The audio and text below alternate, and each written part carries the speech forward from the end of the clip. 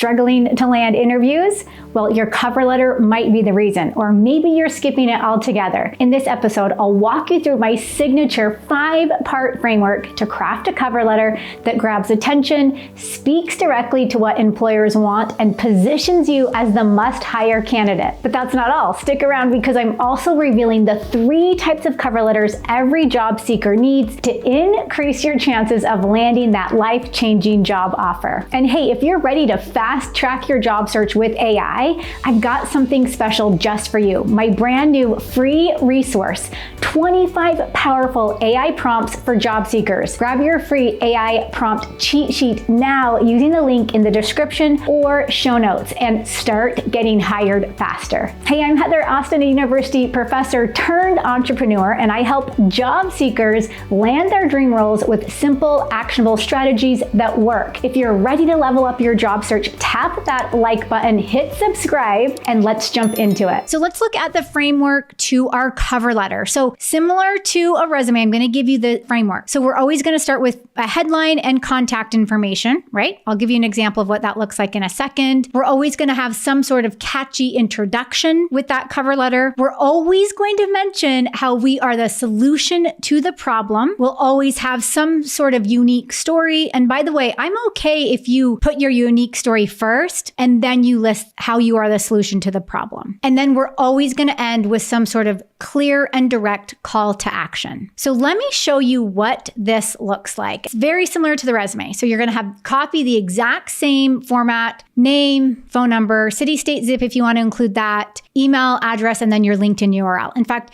the nice thing about this sample is you can actually see what a custom LinkedIn URL looks like. It's just the name. We don't have the weird, strange characters and numbers and whatnot in there. If you have not yet customized your LinkedIn URL, I highly, highly, highly recommend you do that. Now, this is an example of a formal cover letter. I'm going to show you in just a second. If you're going to send some sort of cover letter in an email where you're not attaching a document, or maybe you're just typing like a connection request, that's an option as well. What I'm showing you now is a formal cover letter. So keep that in mind. Now, after the headline and contact information, we are always going to have some sort of catchy introduction. So you need to spark interest here. It needs to be strong and memorable. You want them to remember who you are. You should always mention the position that you're applying for, but show your passion for the company, your interest in the industry. I want you to use words like love, passion, excited,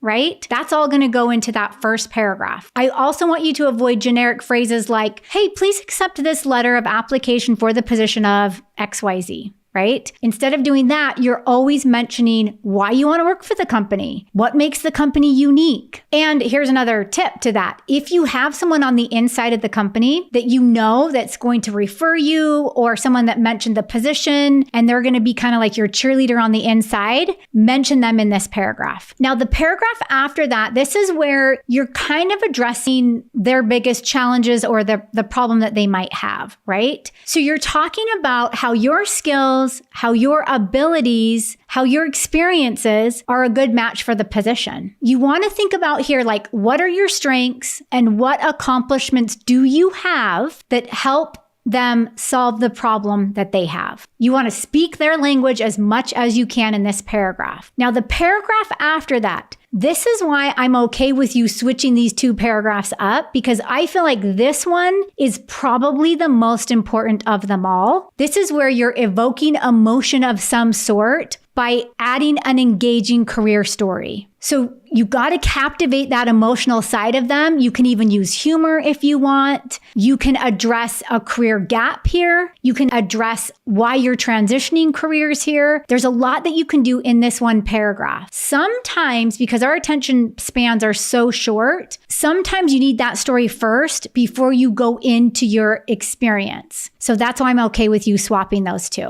And then the final part to the cover letter is going to be your clear and direct call to action. So when we look at the clear and direct call to action, you're kind of rounding it all off with some type of action you want them to take. Reference your resume, an invitation for an interview, a good time where you could talk. Now, here's the thing. You're not always going to need a fancy cover letter with your headline and the date and the company name and blah, blah, blah, blah, blah. That's okay. But you will always need to introduce yourself in some way, whether that's through an email, in the interview when they say, tell us about yourself, wherever that is. Maybe you're at a networking event. Maybe you're just reaching out to a colleague to let them know where you're at. If you can get this story written on one page just like this, you can now take other versions of it and you can now start repurposing it. I'll show you that in just a second. But before I do, let me know in the chat, do you personalize your cover letter for each job application? I want you to think about the 3 types of cover letters that you are going to need. The first one is the formal document. This is something that's attached to an email or it's submitted through some sort of online application. That's what I've shown you here today. If you don't need that formal document, that's okay. You need some sort of informal introduction, right? That could be in the body of an email. That's where you're going to take what you've listed here in your formal document and you're now going to shorten it. And then you can make it even shorter and you can do a LinkedIn connection request or a message. So again, that's where I want you to really think of your story because like I mentioned yesterday, and I gave you the templates that you can use to start reaching out to recruiters and other people and all that good stuff. Those templates are shorter versions of your cover letter in some way. They're shorter versions of your story in some way. So don't get hung up on the fact that, oh, the company doesn't require a cover letter. That's okay. You still need to go talk about yourself. You still need to know how you're the solution to the problem. Well, let's step back. You still need to know why you love the company, why are you passionate about them? Why are you interviewing with them? You need to know